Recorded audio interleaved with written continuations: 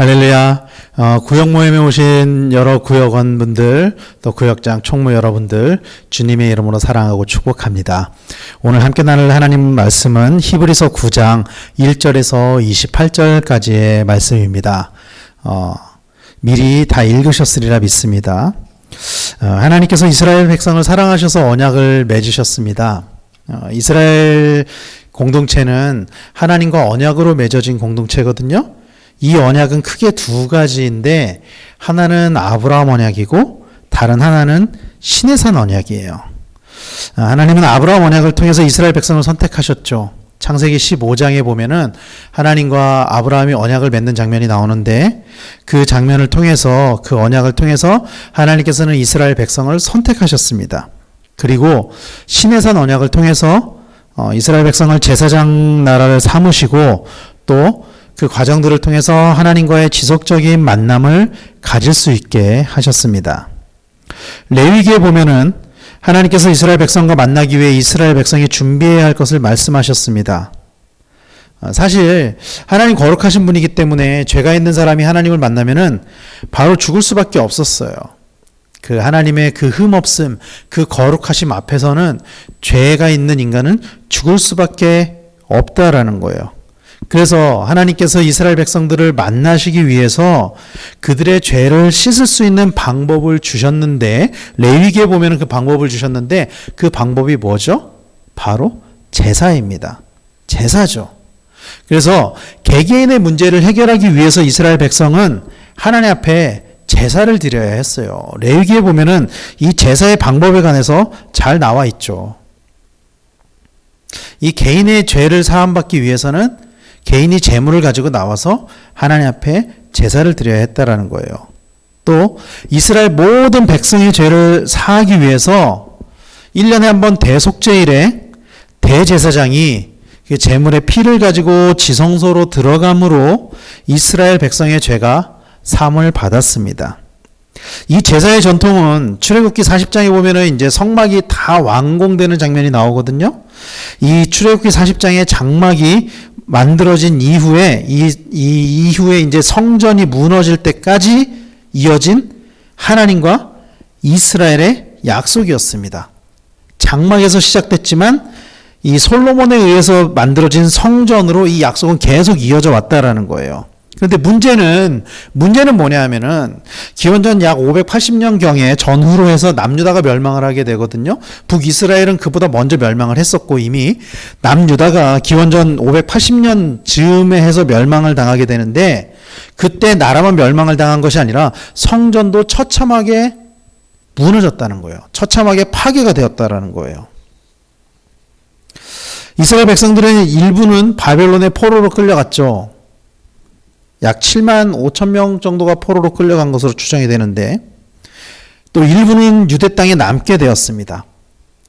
성전이 파괴되고 포로로 끌려가고 이러면서 이스라엘 신앙생활의 중심이 성전에서 회당으로 바뀌기 시작해요. 이때부터 성전을 갈 수가 없잖아요, 바벨론에서는. 그래서 회당으로 바뀌기 시작해요. 물론 나중에 이후에 이제 포로들이 귀환을 하게 되고 또 에스라, 느헤미야, 스룹바벨 이런 사람들에 의해서 성전이 재건되고 다시 건축이 되기도 하고, 또 그 성전이 다시 무너진 이후에 헤롯 대왕에 의해서 성전이 새로 세워지거든요. 예수님 당시의 성전은 헤롯 대왕이 세운 성전이에요. 그런데 성전은 세워졌지만, 건물은 회복이 되었지만 하나님과의 온전한 언약 관계를 회복하지는 못했다라는 거예요.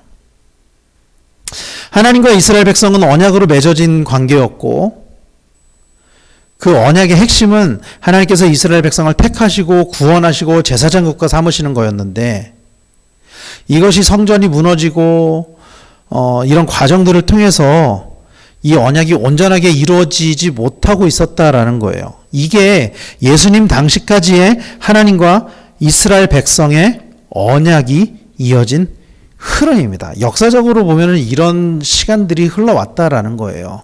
그래서 예수님께서 성전을 무너뜨리라 사흘 만에 다시 세우겠다 하시잖아요. 이 성전에서 이루어지는 그 모습들을 보면서 예수님이 분노하셨잖아요. 왜냐하면 이 성전이 성전으로서의 기능을 제대로 이루어가지 못하고 있었던 거예요. 자, 다시 오늘 본문으로 돌아가면은 오늘 본문은 구약의 제사에 관한 이야기로 시작이 되죠. 하나님은 제사함을 위해서 제사를 드려야 함을 레위기에서 말씀하셨어요. 레위기를 보면 그 제사의 여러 가지 종류, 제사의 단계, 성격 이런 것들이 잘 나와 있습니다. 최근에 이제 강준선 목사님이 새벽기도 때 레위기의 제사에 관해서 이야기를 잘 풀어서 말씀해 주셨는데, 특히 이 제사의 종류들 중에서 레위기 16장에 보면은 대속제일에 관한 이야기가 나와요. 그런데 그 대속제일에 나오는 그 이야기, 그 제사의 과정은 이렇습니다. 대제사장이 2마리의 짐승을 택해요. 2마리의 짐승을 택해서 제비를 뽑아서 한 마리는 아사셀에서 광야로 내보내고 다른 한 마리를 가지고 희생제사를 드립니다. 이 희생제사를 드리는 과정은 우리가 잘 알고 계시죠? 안수를 하고 또 제물을 죽이고 또 가죽을 벗기고 또 피를 받고 피를 제단에 뿌리고 불에 태우고 이런 과정을 거치게 되는데, 문제는 이 대속제일에 1년에 한 번 모여서 제사를 드렸다 그랬잖아요. 그러다 보니까 이 죄사함의 유효기간이 1년밖에 안 됐다라는 거예요. 올해 대속제일에 죄사함을 받으면은 이스라엘 백성들은 다 축제가 됩니다. 죄사함을 받았으니까.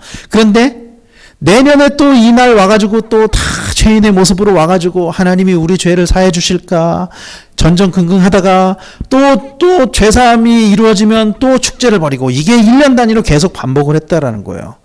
그래서 매년 이스라엘 백성들은 대속죄일에 성막에 모여서 하나님께 제사를 드려야만 했었어요. 오늘날에도 이런 전통은 이어지고 있죠. 그런데 매년 이렇게 제사를 드려야 되는 이 문제를 우리 주 예수 그리스도께서 해결하셨다라고 오늘 본문은 이야기를 하고 있는 거예요. 오늘 본문 12절은 이렇게 이야기를 하고 있습니다. 염소와 송아지의 피로 하지 아니하고 오직 자기의 피로 영원한 속죄를 이루사 단번에 성소에 들어가셨느니라, 이렇게 이야기를 하고 있어요. 여기서 우리는 두 가지를 주목해야 돼요. 첫 번째는 자기의 피를 가지고 들어가셨다라는 거예요. 자기의 피를 가지고 들어가셨다라는 것입니다. 구약성경 레위기에서는 제물의 피를 가지고 들어가야 한다라고 이야기를 하고 있어요. 그런데 예수님께서는 인간들을 대표해서 보세요. 자, 대속제일의 대제사장은 이스라엘 백성들을 대표한 대표자로서 제물의 피를 가지고 들어가셨잖아요.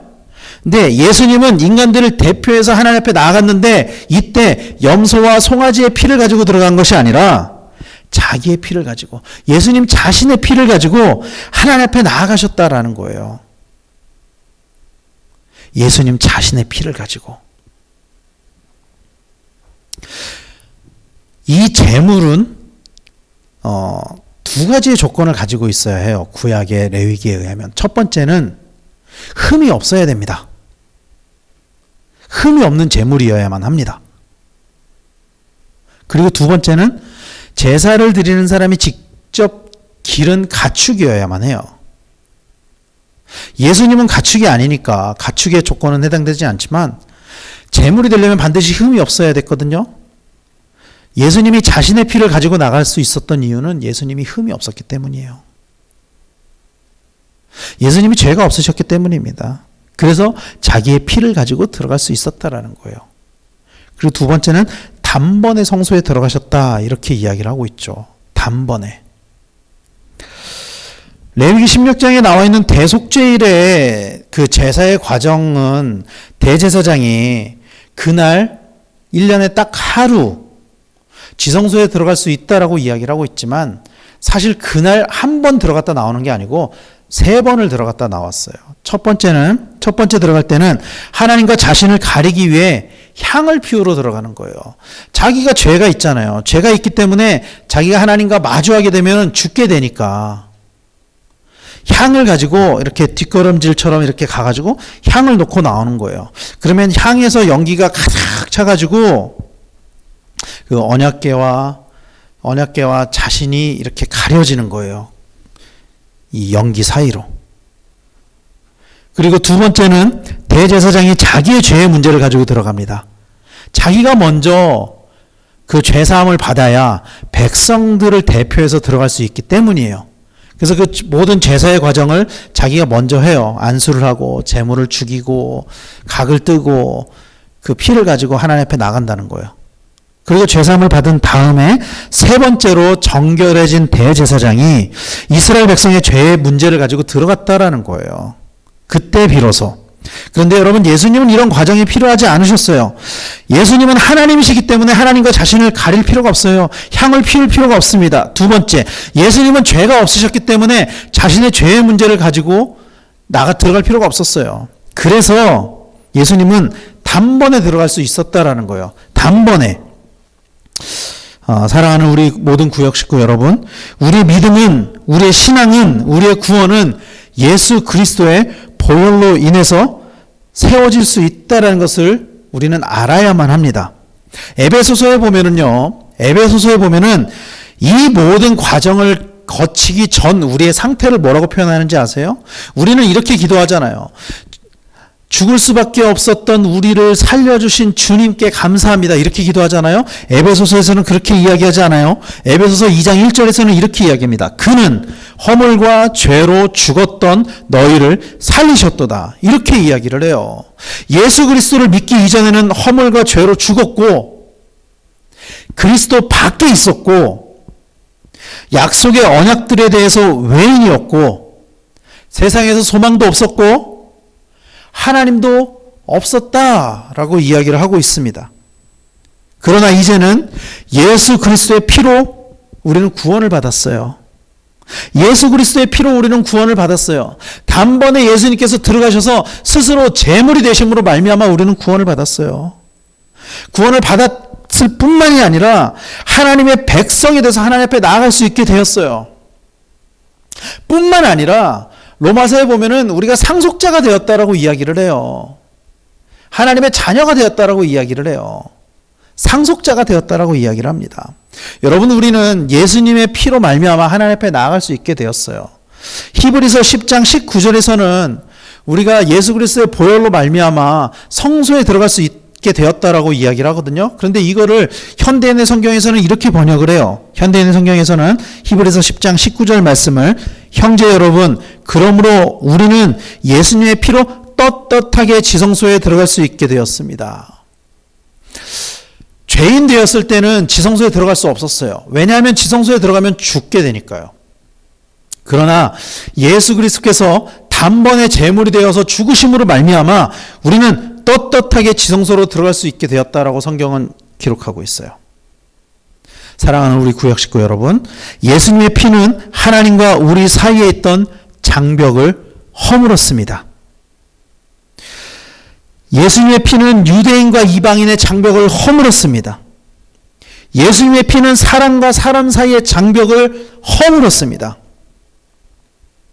여러분, 우리는 사순절을 보내고 있습니다.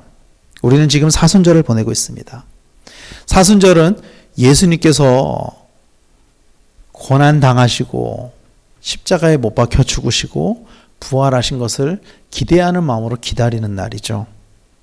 예수님의 보혈의 의미가, 그 보혈의 공로가 무엇인지를 기억하는 우리 모든 구역 식구들이 되시기를 바랍니다. 그 예수님의 보혈로 인해 우리에게 구원이 넘치고 은혜가 날마다 넘치기를 바랍니다. 그 십자가의 사랑이 오늘 우리에게 충만해서 그 사랑을 날마다 전하는, 날마다 그 십자가의 사랑을 전하는 우리 모든 구역 식구들이 다 되시기를 예수님의 이름으로 간절히 축복합니다. 자, 이제 여러분들이 같이 나누실 텐데요. 나눔의 주제는 이것입니다. 첫 번째는 이스라엘 자손이 죄사함을 받기 위해 무엇을 했는지 나누어 봅시다. 두 번째는 예수 그리스도께서 자기를 단번에 제물로 드렸다는 것이 무엇인지 나누어 봅시다. 세 번째는 예수 그리스도의 피로 구원받았다면 어떻게 살아야 하는지를 나누어 보시기를 바랍니다. 나눔을 충분히, 아주 충분하게 모든 구역원들이 다 같이 충분하게 나누시고 이후에 찬송하시면서 구역 헌금 거두시고 또 주기도문 하시고 모든 구역 예배 마치시기를 바랍니다.